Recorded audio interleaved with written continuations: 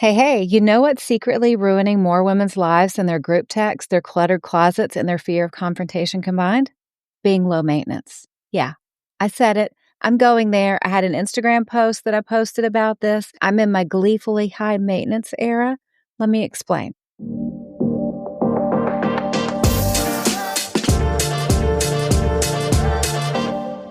Today, I want to rip off the mask that many of us have been wearing our entire lives. You know, the one that says, I'm fine with whatever. We wear that smile plastered over a soul that's been screaming to be seen.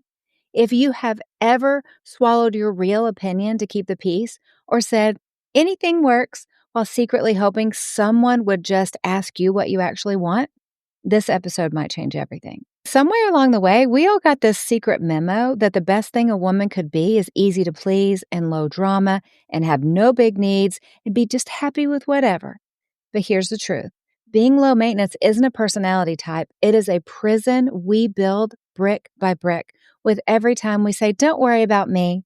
Every single time we've ever uttered it, we're putting another brick in the wall. It's like assembling a large Lego castle of self-abandonment, one polite nod at a time. So, confession time. When I was much younger, I used to pride myself on being the queen of whatever works for everyone else. I was winning gold medals in the Olympics of self-abandonment. And let me tell you about one time. I was planning a family vacation. Everyone was throwing out ideas. My husband wanted to go to the mountains because he secretly thinks he's Bear Grylls. The kids wanted to go anywhere with a playground. They're easy to please. And my in-laws suggested their lake house. Translation, a place where I could just cook and clean, but with a view, right? When everyone turned to me, I smiled and said, I'm good with whatever makes everyone happy. And that night I cried in the bathroom. Not because I was desperately, just wanting a different vacation, but because I realized I couldn't remember the last time I allowed myself to want anything. I had become so low maintenance that I misplaced my own desire. That wasn't kindness, it was fear. Fear of being too much, fear of being inconvenient, fear of losing love if I have actual needs. And let me tell you, nothing will burn you out faster than pretending you don't need anything from anyone. It's like trying to run a marathon while telling everyone you don't need water because you're super chill about hydration. It's no big deal. You can't live fully loved while living functionally invisible. So where did this myth come from? This myth that low maintenance is a good thing. Society loves a woman who asks for nothing and gives everything. We are conditioned to believe that the highest compliment is, she's so lovely. She's just happy to be included. She's so easy. I hope we can retire that one forever. But here's the lie underneath all that praise. If I need less, I'm worth more. I want you to let that sink in. If I need less, I'm worth more. It's like we're competing in the disappearing Olympics.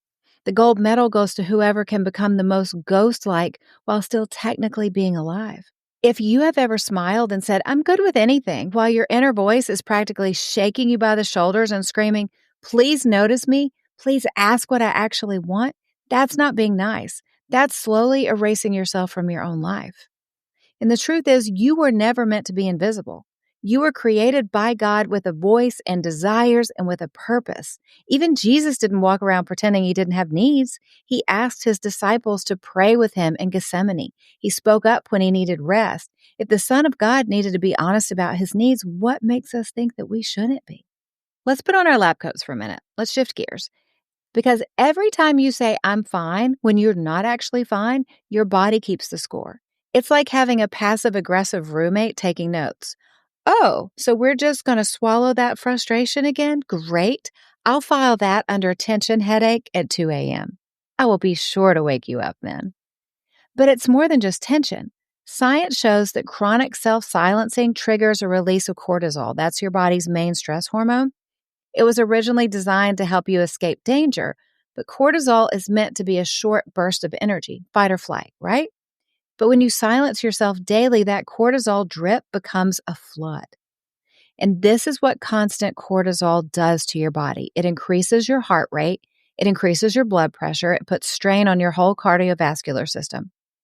It disrupts your sleep by keeping your brain in a hyper-alert state. It weakens your immune system, and it makes you more susceptible to colds and flus and even autoimmune diseases. It'll affect your digestion. That's how it would show up for me. It'll cause stomach issues and bloating. And then finally, it can actually trigger weight gain, especially around your belly, because your body thinks it needs to store fat for a crisis. So if you're feeling bloated and you have random stomach aches and you're kind of getting a spare tire, that was my indication. It could be an indication that you have too much cortisol. I am going to talk about this in my next book. I have a lot to say about this. I could do a whole episode on cortisol. Maybe I will. Okay, but I digress. Long term, chronic cortisol is linked to anxiety and depression and memory problems, and it will even speed up the aging process in your body. So you're not just losing your voice when you aren't speaking up for yourself, you're actually losing your health. And psychologically suppressing your needs, it's what therapists call fawning. It's actually a stress response. It's like a cousin to fight or flight, right? When we grow up in environments where being too much gets us rejected, we learn to be less. So in your life, if you find yourself ignoring your own needs in the name of being low maintenance, you're not being virtuous. You're engaging in slow self-destruction. You teach others that your preferences are irrelevant, which trains you to overlook them. It's like training a puppy to ignore you, then getting sad when it won't come when called. But I spent months teaching him that I don't matter. Why doesn't he listen to me now? Right? That's it. Okay, let's zoom out on this. I know I'm giving you a lot, and I think for some people, this conversation can be a little bit stressful. So zooming out, this isn't just about request at a restaurant or who picks a movie. This is really about your identity. Every time you silence your needs, you reinforce the belief of, I don't matter that much. You are training your brain and others to expect less from you and for you to expect less for you. When you deny your own needs, you're not being humble. You're being dishonest. Authenticity isn't selfish. It's the foundation of any real relationship. I'll tell you what's selfish. Making everyone guess what you need because you're too afraid to say it out loud. That's like playing emotional charades with people who didn't even know they signed up for the game. I guarantee you know someone just like this in your life. You might be related to someone just like this in your life. But here's the truth. If this is you, what I want you to hear me say is that you're not selfish for having needs. You're human. You're made in the image of God. And part of living into that image is showing up as someone that He values and that He created. That's you. So I want you to say this with me. This isn't just something I'm trying to change. This is someone I'm learning to be. I'm going to say it again. This isn't just something I'm trying to change. This is someone I'm learning to be. I want to anchor all this in truth for you. There's a story in Mark 10 where blind Bartimaeus cries out to Jesus for healing. And the crowd tries to quiet him and tell him he's too loud, he's too disruptive. But Jesus hears him and says something powerful. He says, "What do you want me to do for you?" Jesus invites his need. He doesn't shame him. He doesn't say, just be content. He doesn't say, let's not make a fuss. He says, what do you want? That question is still for you. God isn't annoyed by your needs. He's not rolling his eyes when you speak up. He created you with a voice. He wants you to use it. You're not high maintenance for wanting support or rest or connection or purpose. You're God-maintained, called to steward your life well. So how do we actually unlearn this myth? I hope I've built the case around it well. Let's get super practical. The first thing I want you to do is name it without shame. Write down what you actually want, not what you think is acceptable, not what you crave, and no, whatever makes you happy, that's not an option. Write a new identity statement. Instead of saying, I'm just low maintenance, I want you to try, I'm a woman who honors her voice. I'm allowed to take up space. Or even, my needs are valid and I express them with grace. This isn't about becoming demanding. It's about becoming honest. Second step, I want you to pick one low-stakes area of your life and practice asking for what you actually want. If you want sushi instead of pizza, say it. If you want quiet time before bed, ask for it. If you want to stop hosting book club every month because you're tired and it's secretly draining you, kindly bow out. Say it out loud in small moments. When someone asks you where to eat, Say what you actually want. When someone asks how you're feeling, tell the truth. Your voice is a muscle and it needs reps. Step 3, I want you to defend your yes and no. Boundaries without over apologizing. If you can't do something, say, hey, thanks for the offer. I can't do it. Appreciate you thinking of me. Just like that. If you can do something, say, yes, I'd love that.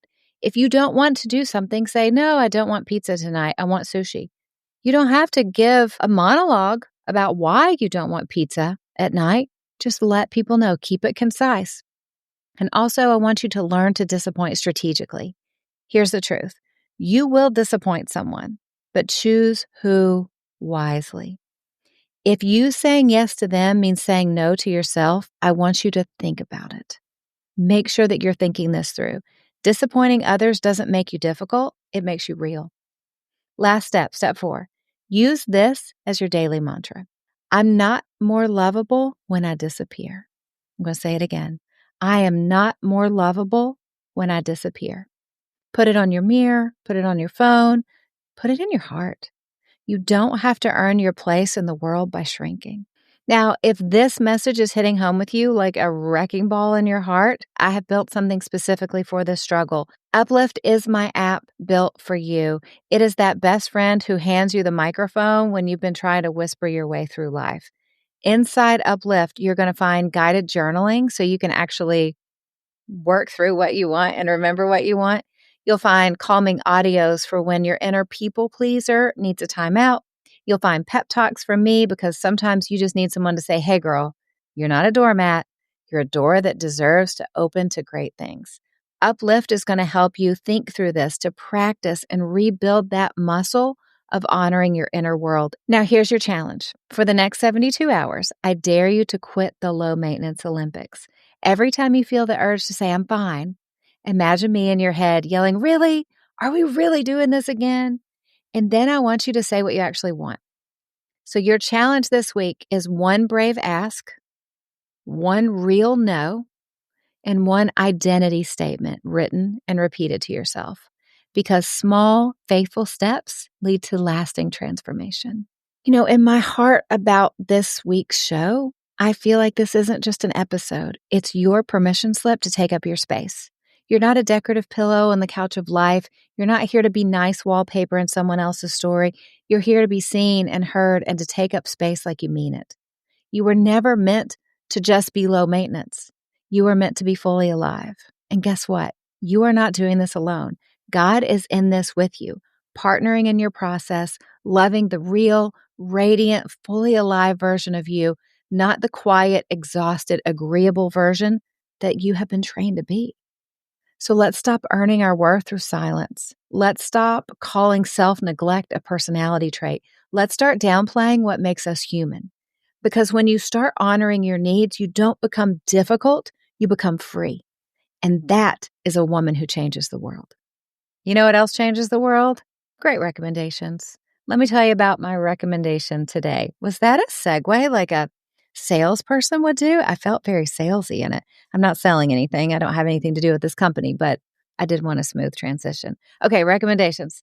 If you're watching, you can see this. This is the collagen powder I'm using. It's different than the collagen powder I told you about last year. This is Native Path Bone Health Collagen Peptides. This is the best one, and I will tell you why. I've learned a lot about collagen. I've learned a lot about rebuilding bone density from Dr. Vonda Wright. I have shared on the show before, I do have osteopenia. The way you find out is by getting a DEXA scan. And wait till the second conversation that's coming up with Dr. Wright. I think a lot of women have it. So by the time we hit 50, we're losing bone density.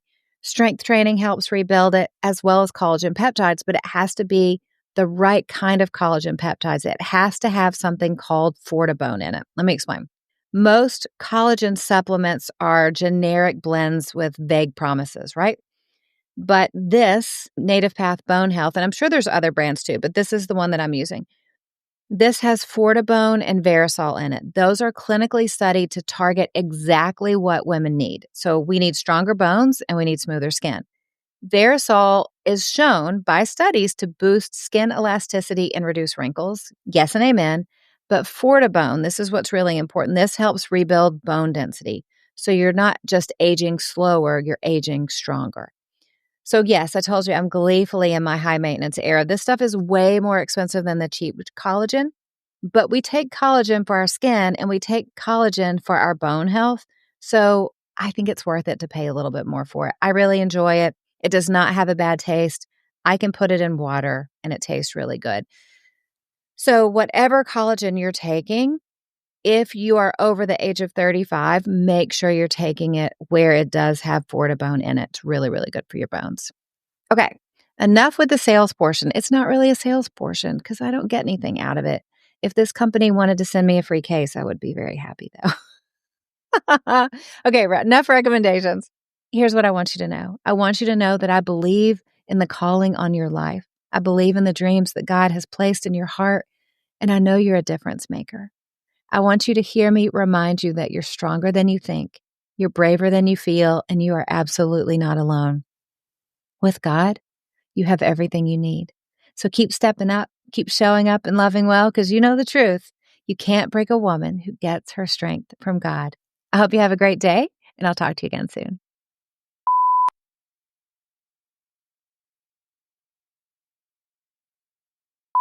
And they're confronting. Nope. Let me do that again. No, let me do it again. Yes and amen. It winkens.